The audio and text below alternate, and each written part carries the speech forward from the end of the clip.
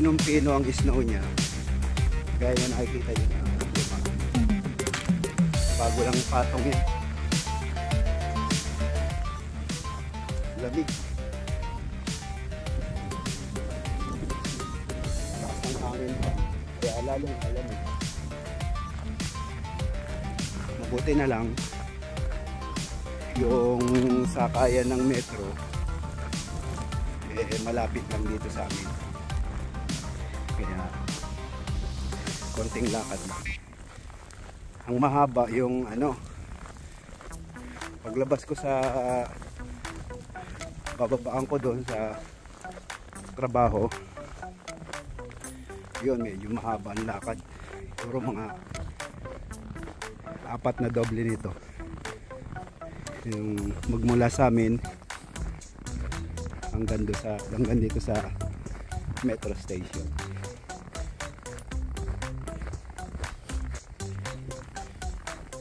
Ang hirap lang huminga pagka ganyan yung nakikita nyo yung lakas ng hangin, tapos may kasamang snow na pinong-pino pasok sa bibig mo tsaka sa ilong.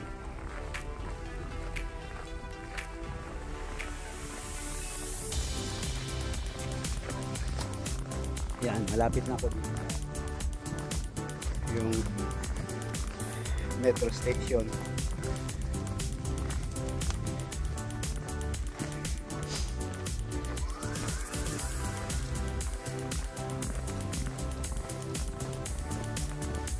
Kapal na naman ang snow. Buti hindi siya yung nag-uulan yung tubig o kaya magme-melt tapos magpa-positive. Kasi pag nagkaganon delikado, nagiging madulas yung nagiging yellow ba yung snow.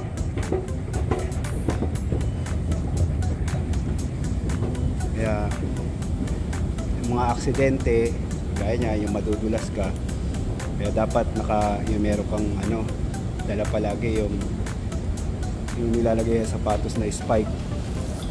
Meron ako sa bag, hindi ko lang nilalagay kasi yung snow naman, lumulubog lang yung sapatos mo pagka naglalakad ka. Kaya pagka ganyan na melt tapos nag negative uli, mataas, mapoprosen yung natunaw, naging yellow siya. Kaya yung sa mga sasakyan, kahit na minsan may spike yung nila, ay hindi pala minsan, pagka ganito may snow, may spike na talaga yung mga gulong na sasakyan dito. Pagka mabilis ang takbo sa highway, dumudulas talaga. Kaya marami na aksidente. Pagaya ngayon sa Russia, may snowstorm yata kahapon. Kahapon yun ang isang nakita ko lang sa YouTube. Kumusta kayo dyan mga kalugari, yung mga vlog? Shoutout sa inyo lahat na nag-subscribe sa aking channel.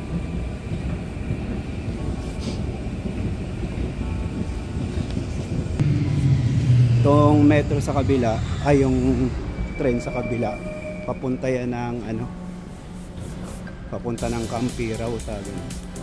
Ito na sakyan ko naman dito sa kabila, parating pa lang 4 minutes. Yung 4 minutes pa lang, parating pa lang siya. Papunta naman to ng Iso Omena.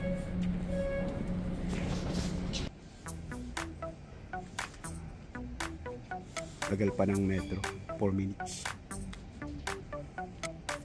Ay, metro, dito pala ako sa metro, yung tren. Meron nga palang lumapit sa akin, itim. Tinatanong niya ako kung marunong ako magsalita ng Pinis. Ang sinabi ko, no. Kaya lang gusto ko sana siyang kausapin, kaso nakita ko lasing kaya mas maganda iwasan na lang. Mahirap din kasi yung gaya nung makikipag-usap ka sa lasing na hindi mo naman kakilala. Minsan nakwento ko na nga napagtripan ako ng mga itim din dun sa dun sa metro sa Rauta, yung packet ng Sopos. 4 na teenager yung mga mukhang adik. Tagal na yun, sa airport pa ako nagtatrabaho. Galing kasi ako ng grocery. Yun, tinanong nila ako kung Pilipino ko. Masabi kong Pilipino ako, yung galit na galit sila. Binanggit pa nila si Pacquiao galit sila kay Pacquiao siguro, kaya dura sila ng dura sa paanang ko. Hindi naman sa pa ako, sa harapan ko lang. Pero kung papatulan mo yun ng gano'n, disgrasya nga abode, pati ko mapapahama ka. Pero ang ginawa kasi nung isa, pinitsirahan ako, kaya kaya nahablig ko yung kamay niya, payat. Ito na pala yung sarap ko. Payat siya, tumilapon tuloy. Yung akala ko kasi susugod yung 3, akala nila siguro yung may pupunutin ako sa bulsa. Kasi nung nahaplig ko yung pumisara sa akin, nasa escalator kami, kamuntik siya mahulog. Nagulat yung 3, akala ko susugod sa akin, akala nila may pupunutin ako, tumakbo. Akala ko naman sa akin, natakot din pala doon sa mama sa likod ko, yung malaki, yung Finish national dito, sinigawan sila. Narinig ko sa likod, hey, alang kosti, perkele. Takot. Kaya pala takbo, akala ko sa akin natakot. Pagka ganon, dapat iwas ka na lang, huwag ka na makipag-usap. Kasi kung sa atin nga, maraming ganyan, kagaya niyan, dito sa ilalim ng metro station, nasa ilalim, pinakailalim kayo, tapos ikaw lang, tapos siya, malay mo kung may balak gawin masama yan. Dito pa naman doon pa naman sa pinanggalingan ko sa Lautasari, meron ng story na meron daw teenager na pinagtulong-tulungan ng uso pa nung kasi ang face mask, pinagtulong-tulungan din ng mga kapwa na teenager, inulagap mo kinulipik. Kaya dapat iwas-iwas din. Pagka yung mga tao na gustong lumapit sa iyo, dapat alerto ka. Lalo na sa ganitong oras, madaling araw. Kasi kita mo yun, madaling araw, lasing. Laking tao pa naman. Yung mga naman dito, safety naman na basta palagi ka merong sa cellphone mo na numero na 112. Emergency yan Pagka tinawagan mo yun, direct yun sa police. Pwede kang humingi ng tulong. Dapat pag maganda kung tumawag ka, naka-on yung agad yung video mo para ma-videohan mo kung sino yung kausap mo na nagwawalang iya sa'yo. Maka-discussion mo para may ebidensya pa agad. Saka pupuntaan talaga yan, kung di pupunta dyan yung gwardiya, kundi yung gwardiya, sigurado, pulis, pupunin yan nilo, akalat ka rin yung palabas. Sigurado kulong. Mahirap din kasi yung yung pagka lahat naman tayo may tapang. Pagka ginamit mo yung tapang, hindi mo naman alam yung policy dito. Una-una, baka maapektuhan din yung trabaho. Diba? Tayo, napunta tayo dito para magtrabaho. Pero kung talagang sasaktan ka, sasaktan yung mahal mo sa buhay, bakit hindi? Labang ka, diba? Mahirap yung papabayaan mo lang na masaktan ka o masaktan yung mahal mo sa buhay. Gagawin mo yung magsisigaw ka lang. Help! Help! Ano nga mangyayari? Kakasakitan. Makipagsakitan ka. Huwag kang sisigaw lang na sisigaw. Delikado na yun Ang mga talagang malakas manggulo dito yung mag-trip, hindi nga yung mga taga rito hindi nga yung mga national ang malakas mangursunada dito yan, mga itim, yung mga basta ibang lahi na ano. Sa atin wala naman tayo dito yung kaso na Pilipino nag-trip, hindi natin linya yun. Punta tayo dito trabaho mga Pilipino.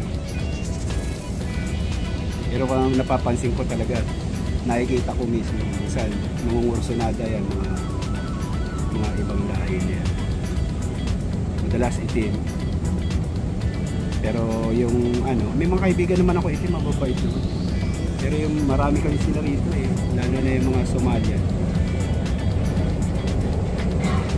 Sino pa nga daw yung mga refugee, ibang lahi na refugee, yung mga lukulok.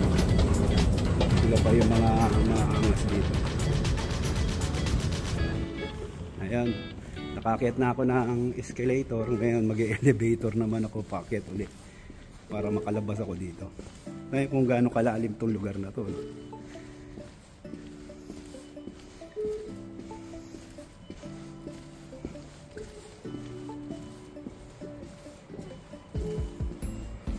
Kung malakas ang snow dun sa Lautasari, malamang mas malakas dito kasi nasa tabing dagat to. Bagay yung Lautasari isla kasi yan. Yung tinitira namin isla yan na malaki, napapalibutan ng tubig.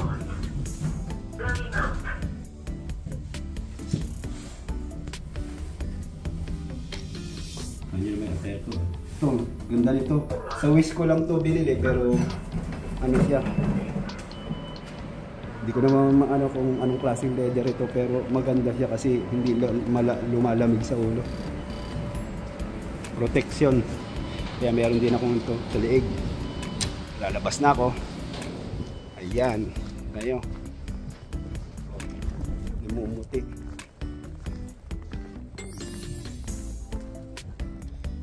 Ayan mga kalugan.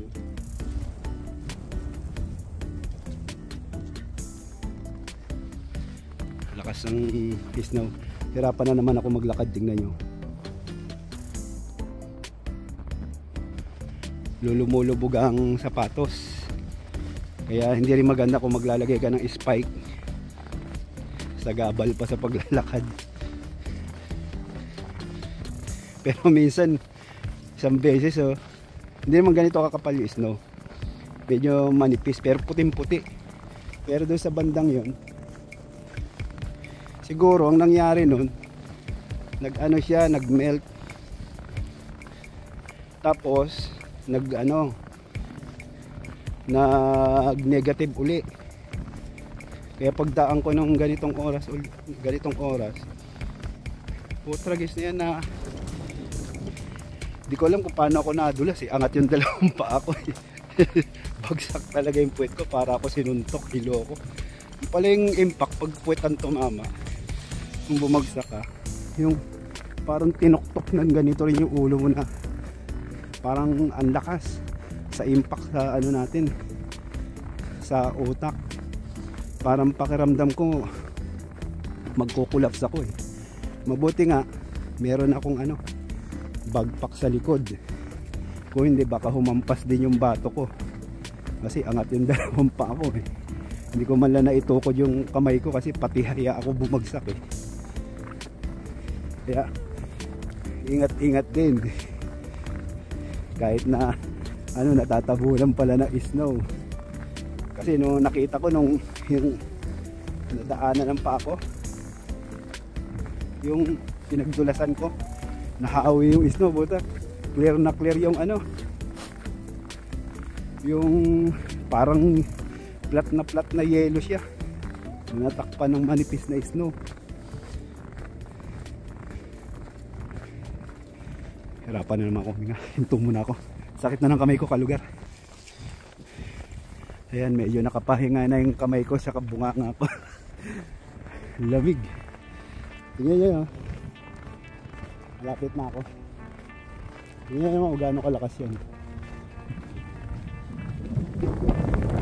May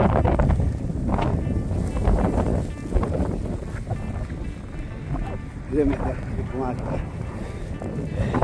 Ayan, kitang-kita sa ilaw.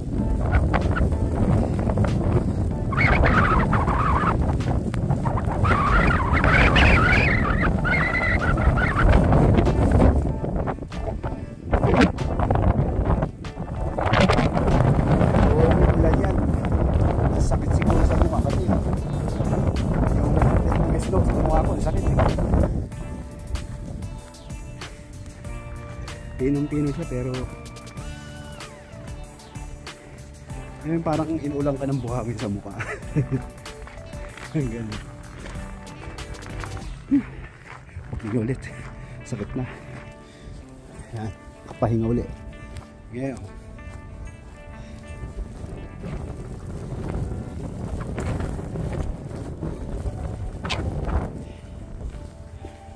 Ganito kahirap pagka ganyan nag-i-snow. Maganda yung snow. Pero talagang ano, aayawan mo rin. Sobrang lamig. Noong una na pelikula ko lang nakikita yung snow. Kaya ngayon, sawa na ako. Kailangan ko na mag-ayos ng aking mga gamitin sa trabaho. Ito yung ating gamit araw-araw, ito umaga sa kalbo. Alright, paano mga kalugar, hanggang dito na lang po ang ating vlog. Maraming salamat po sa inyong lahat, sa mga nanonood na aming video naming mag-asama kahit hihira kami mag-upload. Maraming salamat sa inyo. Alam nyo na po kung sino kayo. God bless always po. Bye-bye.